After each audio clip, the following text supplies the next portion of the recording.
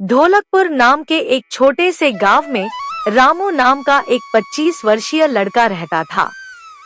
रामू अनाथ था। उसकी माँ उसे जन्म देते ही चली गई और उसके पिता ही उसे पालने के एकमात्र सहारा थे।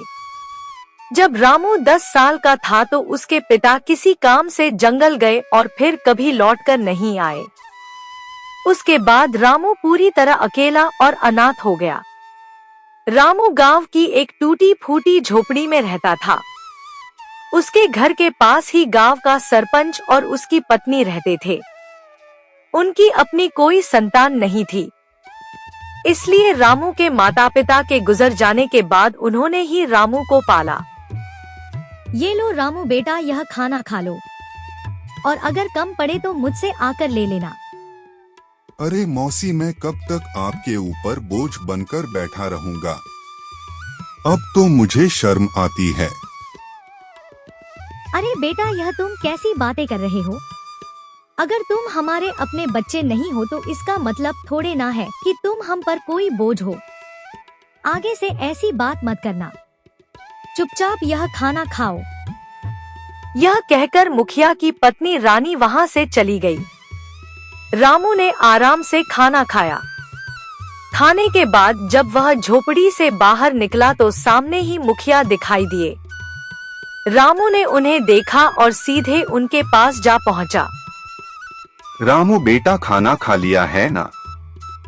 जी मुखिया साहब, अभी अभी मौसी खाना देकर गई थी और मैं वही खाकर घर से निकला हूँ। हाँ, अच्छा किया। अब तुम बड़े हो गए हो बेटे, अपना ख्याल रखना सीखो। जी मुखिया जी, 10 वर्ष की उम्र से लेकर अब तक आप ही मेरा ख्याल रखते आए हैं, पर अब मुझे शर्म आने लगी है। अब मैं कुछ काम करना चाहता हूँ। इसमें शर्म की क्या बात है बेटा? हमने तो हमेशा तुम्हें अपना ही माना है। लेकिन अगर तुम्हारा मन फिर भी कुछ करने का है तो सुनो। गांव के पास वाला जंगल अब पहले जैसा खतरनाक नहीं रहा। चाहो तो वहां जाकर लकड़ियां काट सकते हो या शहद इकट्ठा कर सकते हो। जी मुखिया जी, मैं कल ही जंगल जाऊंगा। अब समय आ गया है कि मैं अपने लिए और आपके लिए कुछ कर दिखाऊं। अगले दिन रामू एक कुल्हाड़ी लेकर जंगल की ओर चल पड़ा। कुछ ही देर में वह जंगल पहुंच गया। जंगल में कदम रखते ही उसने सोचा, कुछ भी कहो, मुखिया जी ने बचपन से लेकर अब तक मेरी बहुत मदद की है। अब समय आ गया है कि मैं अपने पैरों पर खड़ा होकर दिखाऊं और अब मैं उनकी सेवा करूं ताकि उन्हें अपनी संतान की कमी महसूस ना हो और वे हमेशा खुश रहे। अभी रामू यह सोच ही रहा था कि अचानक उसकी नजर एक तोता पर पड़ी जो उसे बड़े ध्यान से देख रहा था। अरे, यह तोता मुझे इतनी गौर से क्यों देख रहा है? इसका आकार तो बाकी तोता से बड़ा है और देखने में भी यह कुछ डरावना लग रहा है। रामू ने अभी इतना ही कहा था कि तभी तोता उड़ता हुआ उसके पास आ गया और इंसानी आवाज में बोला, मैं तुम्हें भली भांति पहचानता हूँ। तुम्हारा नाम रामू है और तुम सोहन के बेटे हो। तोता को बोलते हुए देखकर रामू बहुत डर गया और बोला, यह कैसे मुमकिन है? तुम तो तोता हो, फिर इंसानी आवाज में कैसे बात कर रहे हो? शायद यह मेरी आंखों का धोखा है। भला कोई तोता इंसानों की तरह बोल सकता है? नहीं, यह तुम्हारी आंखों का धोखा नहीं है। मैं सचमुच बोलने वाला तोता हूँ। असल में मैं भी कभी इंसान था,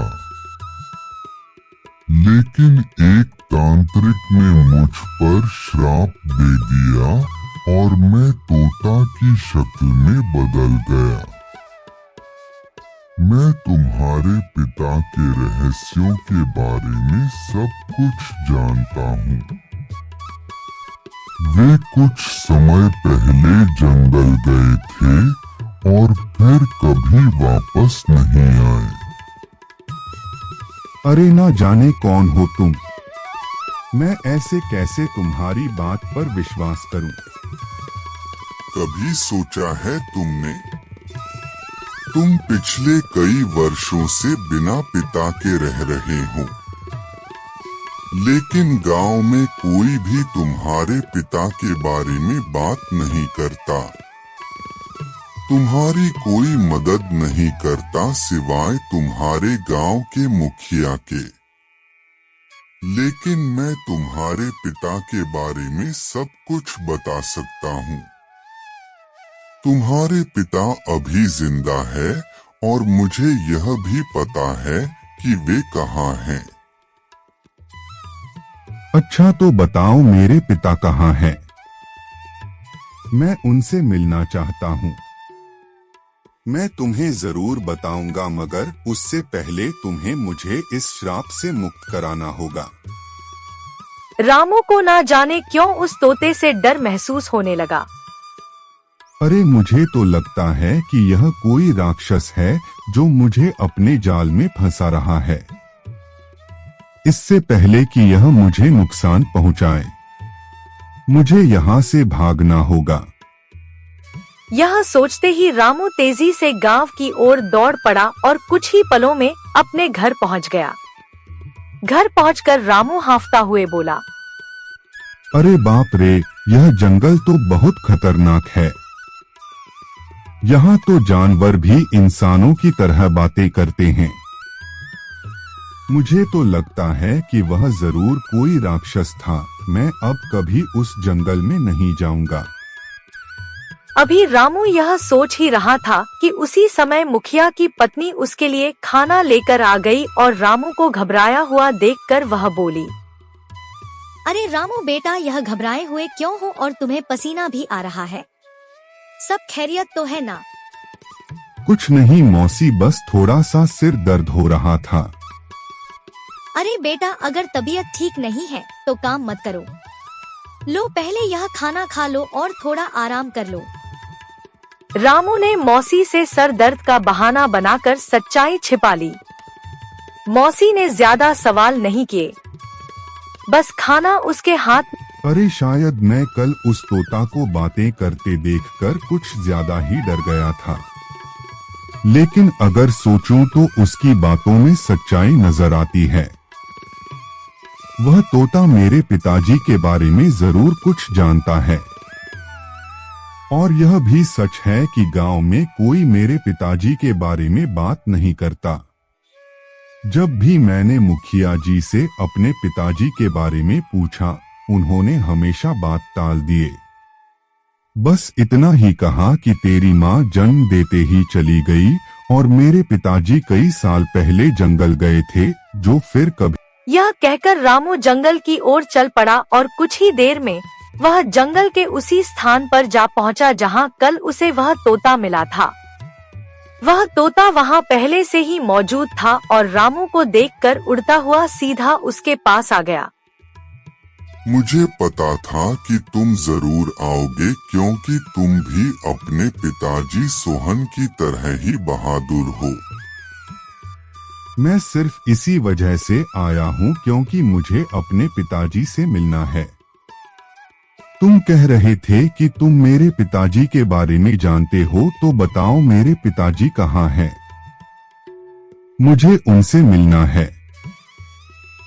कल मैंने कहा था कि इसके लिए पहले तुम्हें मुझे इस श्राप से मुक्त कराना होगा, लेकिन तुम चिंता मत करो, मैं तुम्हारी मदद करना चाहता हूँ। तुम मुझे अपना दोस्त समझो। मैं जानता हूँ कि तुम बचपन से ही गरीबी से जूझ रहे हो और कभी कभी इस बात पर तुम्हें शर्म भी आती है। यह सुनकर रामू उदास होकर बोला, हाँ, तुम बिल्कुल सही कह रहे हो। मैं सचमुच गरीब हूँ। बचपन से ही मुझे मुखिया जी और उनकी पत्नी ने मुझे पाला है, लेकिन अब हर वक्त उन पर बोझ बनकर रहना मुझे अच्छा नहीं लगता। मैं चाहता हूँ कि अब मैं खुद कमाऊं ताकि वे दोनों चैन से बैठकर खाएं और खुश रहे। अगर तुम चाहो तो मैं तुम्हें धन कमाने का रास्ता दिखा सकता हूँ। अच्छा, मगर वह कैसे? तुम मेरी मदद कैसे कर सकते हो? मैं इस जंगल के सारे रहस्यों को जानता हूँ। यह कहकर तोता उड़ चला और रामू उसके पीछे पीछे चल पड़ा। चलते चलते तोता रामू को एक गुफा के अंदर ले गया। उस गुफा के बारे में किसी को कुछ पता नहीं था, क्योंकि यह जंगल पहले बहुत खतरनाक माना जाता था। इसीलिए लोग इस जंगल में आना पसंद नहीं करते थे। गुफा के अंदर जाते ही रामू की नजर एक बक्से पर पड़ी। अरे, इस बक्से में क्या है? मैं अभी इसे खोल कर देखता हूँ। जब रामू ने उस बक्से अरे बाप रे, इस बक्से में तो ढेर सारे हीरे जवाहरात हैं। यह सब सामान किसका है? तुम पहले धनवान बनो, फिर मैं तुम्हें बताऊंगा कि मैं इस श्राप से कैसे मुक्त हो सकता हूँ। और जब तुम मुझे इस श्राप से आजाद कर दोगे तो मैं तुम्हें तुम्हारे पिताजी से मिलवाऊंगा। मुझे पता है कि वे कहाँ हैं। उस दिन का तो मैं बेसब्री से इंतजार करूंगा उस दिन का। लेकिन एक बात याद रखना, मेरे बारे में किसी को कानों कान खबर नहीं होनी चाहिए। अगर किसी को पता चल गया तो तुम्हारे लिए अपने पिताजी से मिलना मुश्किल हो जाएगा। रामू बेटा, यह बक्सा कहाँ से आया और इसमें क्या है? मुखिया के पूछने पर रामू को कुछ समझ नहीं आया कि वह मुखिया साहब को क्या जवाब दे। इतने में मुखिया की बीवी ने बक्सा खोला और उसमें कीमती हीरे और जवाहरात देखकर बोली, रामू बेटा, तेरे पास ये इतने हीरे और जवाहरात कहाँ से आए हैं? रामू उन्हें सब कुछ सच बता देता, लेकिन वह तोता की बातें याद कर रहा था, जिसने उसे सख्ती से मना किया था। इसलिए उसने कुछ और ही बता दिया। मौसी, मैं जंगल में लकड़ियां काटने गया था। लकड़ियां काटते काटते मैं काफी आगे निकल गया और वहां मुझे एक गुफा दिखाई दी। जब मैं उस गुफा के अंदर गया तो वहां मुझे यह बक्सा दिखाई दिया। मैंने उसे वहीं से उठाया और घर ले आया। रामू, तुमने यह ठीक नहीं किया। हो सकता है यह सारे हीरे जवाहरात बादशाह के हो। शायद उसने इन्हें वहां सुरक्षित रखा था। अगर यह बात कहीं बादशाह तक पहुंच गई तो वह हमें सख्त सजा देगा। मुखिया के मन में गहरा डर बैठ गया था। अगर यह बात किसी तरह बादशाह तक पहुंच गई तो वह हमें सख्त सजा देगा। इससे पहले कि यह बात बादशाह तक पहुंचे कि किसी ने उसका सोना चुरा लिया है, हमें तुरंत यह सोना बादशाह के पास पहुंचा देना होगा। मुखिया की बातें सुनकर रामू ने सोचा, अब मुखिया जी को कैसे बताऊं कि यह हीरे और जवाहरात बादशाह के नहीं हैं। यह तो मुझे वही तोता ने दिए हैं। लेकिन अगर मैंने मुखिया साहब को तोता के बारे में बता दिया तो मेरे लिए अपने पिताजी से मिलना मुश्किल हो जाएगा और मेरे लिए इन हीरे और जवाहरात से ज्यादा अपने पिताजी से मिलना जरूरी है। रामू के लिए इन हीरे और जवाहरात से ज्यादा अपने पिताजी से मिलना जरूरी था। इसलिए वह मुखिया के कहने पर बादशाह को हीरे और जवाहरात देने के लिए राजी हो गया। ठीक है मुखिया साहब, जैसा आप कहे। हम अभी यह बक्सा बादशाह को दे आते हैं। यह कहकर रामू ने वह बक्सा अपने सर पर उठा लिया। फिर वह और मुखिया बादशाह की ओर चल पड़े और कुछ ही देर में वे बादशाह के दरबार में दाखिल हो गए। बादशाह के सामने बक्सा रखकर मुखिया ने कहा, बादशाह सलाम, यह लड़का मेरा पड़ोसी है। यह लकड़ियां काटने जंगल गया था और वहां एक गुफा में इसे यह हीरे जवाहरात का बक्सा मिला। हमें शक हुआ कि शायद यह आपका ही है, इसलिए हम इसे फौरन आपके दरबार में ले आए हैं। यह सब सुनकर बादशाह के दिल में लालच जाग उठा, क्योंकि वह जानता था कि यह बक्सा उसका नहीं है। लेकिन इतने कीमती हीरे जवाहरात देखकर उसके मन में यह ख्याल आया, यह हीरे जवाहरात असल में मेरे नहीं हैं। मगर जब यह किस्मत से मेरे पास आ ही गए हैं तो मैं इन्हें बेकार क्यों जाने दूं? बेहतर यही होता है कि मैं इन लोगों को इसके बदले कुछ इनाम दे देता हूं ताकि वे खुश हो जाएं और यह खजाना भी मेरे पास ही सुरक्षित हो जाए। यह सोचकर बादशाह ने उनसे कहा, हाँ, यह बक्सा मेरा ही है। मैंने ही इसे वहाँ सुरक्षित किया हुआ था। लेकिन तुम दोनों ने ईमानदारी से यह संदूक मेरे दरबार में लाकर बहुत अच्छा किया है। मैं तुम्हारी इस सच्चाई से खुश हूँ, इसलिए तुम्हें इनाम दिया जाएगा। यह कहकर बादशाह ने अपने सिपाहियों से कहा, सिपाहियों, यह संदूक इनसे ले लो और खजाने में रख दो। और हाँ, इन्होंने ईमानदारी का सबूत दिया है, इसलिए मेरे खजाने से इन्हें इनाम के तौर पर कुछ धन दे दिया जाए ताकि यह खुश भी हो जाए और दूसरों के लिए एक मिसाल भी बने। सिपाहियों ने बादशाह के आदेश पर उनसे वह संदूक ले लिया और उसके बदले इनाम के तौर पर उन्हें कुछ धन दे दिया। मुखिया वह रकम पाकर बहुत खुश था, मगर राजू का दिल बेचैन था। उसे अच्छी तरह मालूम था कि बादशाह झूठ बोल रहा है, लेकिन वह कुछ कह नहीं सकता था क्योंकि तोता ने उसे अपनी सच्चाई बताने से मना किया था। रामू को डर था कि अगर उसने सच बता दिया तो उसका अपने पिताजी से मिलना मुश्किल हो जाएगा। रामू के लिए दौलत से बढ़कर अपने पिताजी से मिलना जरूरी था, इसीलिए वह चुप रहा और फिर दोनों इनाम की रकम लेकर अपने घर की ओर चल पड़े। रामू मुखिया के साथ उसके घर चला गया और घर पहुंचकर उसने अपनी रकम भी मुखिया को दी और कहा, मुखिया जी, यह रकम भी आप ही रख लीजिए। आपने हमेशा मेरी देखभाल की है और मुझे खुशी है कि यह रकम आपके काम आएगी। मुखिया को वो रकम देकर रामू वहाँ से चला गया और अगले दिन सुबह होते ही रामू फिर से जंगल की ओर चल पड़ा और कुछ ही देर में वह जंगल की उसी जगह पहुँच गया जहाँ उसे वह तोता मिला था। तभी वहाँ एक साधु आ पहुँचा जो एक बरगद के नीचे बैठा था। उसने रामू से पूछा, अरे बेटा, तुम कौन हो और इस जंगल में क्या कर रहे हो? मैं सोहन का बेटा हूँ और मैं इस जंगल में आता जाता रहता हूँ। यह सुनकर साधु चौंक तो गया मगर कुछ नहीं बोला और चुपचाप वहाँ से चला गया। साधु के जाते ही तोता उड़ता हुआ वहाँ आ पहुँचा। वह साधु तुमसे क्या कह रहा था? कुछ नहीं, वह बस पूछ रहा था कि तुम कौन हो और यहाँ क्या कर रहे हो। मैंने बताया कि मैं सोहन का बेटा हूँ और यहाँ आता जाता रहता हूँ। यह साधु असल में एक धोखेबाज है। उसने सिर्फ साधु का वेश ओढ़ रखा है, लेकिन अंदर से वह एक शैतान है।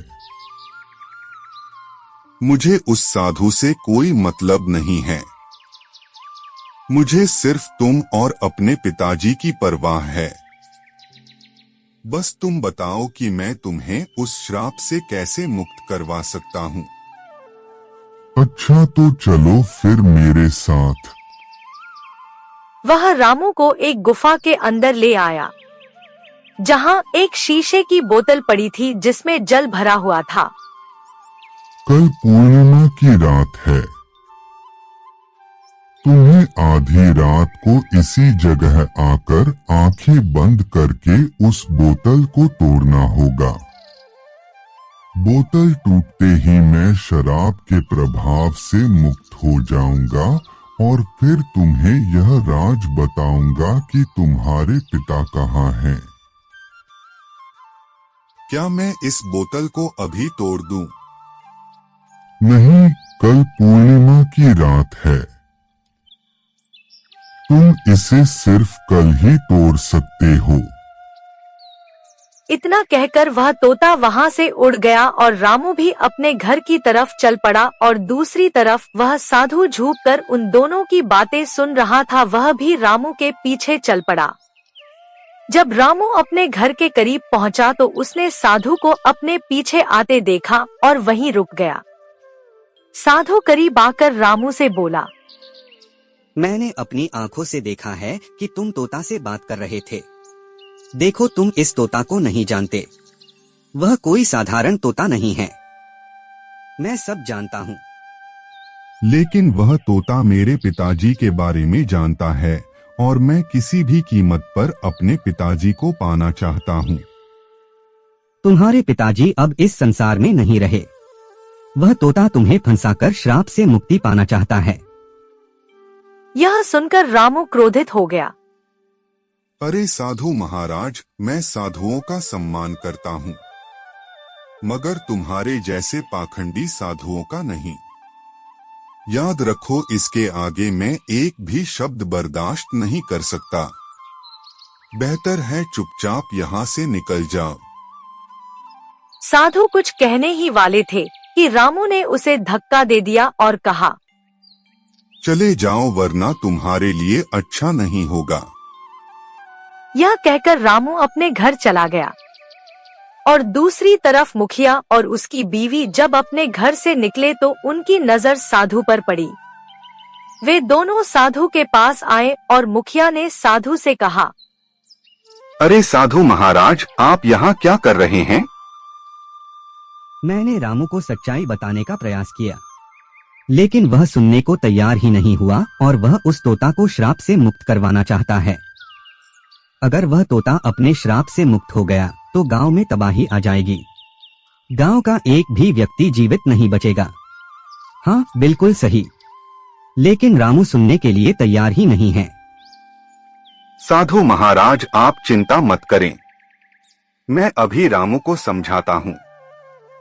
यह कहकर मुखिया उसी वक्त रामू के घर गया और घर जाकर रामू से कहा, रामू, यह मैं क्या सुन रहा हूँ? तुम जंगल में जाके किसी तोता से मिलते हो जो इंसानों की तरह बातें करता है। क्या तुम्हें यह अजीब नहीं लगा कि एक तोता इंसान की तरह कैसे बोल सकता है? ओह, तो आपको पता चल गया। देखिए मुखिया जी, शुरू में मुझे यह सब अजीब लगा था, लेकिन अब नहीं, और मुझे पूरा विश्वास है कि यह बात आपको उस साधु ने ही बताई होगी। देखिए मुखिया जी, 10 साल पहले मेरे पिताजी रहस्यमय ढंग से लापता हो गए थे और वह तोता जानता है कि मेरे पिताजी कहाँ हैं। मैं बस अपने पिताजी को पाना चाहता हूँ, उनसे मिलना चाहता हूँ। बेटा, तुम अपने पिताजी के बारे में कुछ भी नहीं जानते हो। हाँ, मैं नहीं जानता, बिल्कुल नहीं जानता, क्योंकि आपने कभी मुझे बताया ही नहीं और ना ही गांव वालों ने कुछ कहा, तो फिर मैं कैसे जान पाता। अब मैं किसी की बात पर विश्वास क्यों करूं? बताइए। मुझे सिर्फ तोता की बात पर विश्वास है और कल पूर्णिमा की रात है। कल मैं उस तोता को श्राप से मुक्त कर दूंगा और वह तोता श्राप से आजाद होकर मुझे मेरे पिताजी से मिलवाएगा।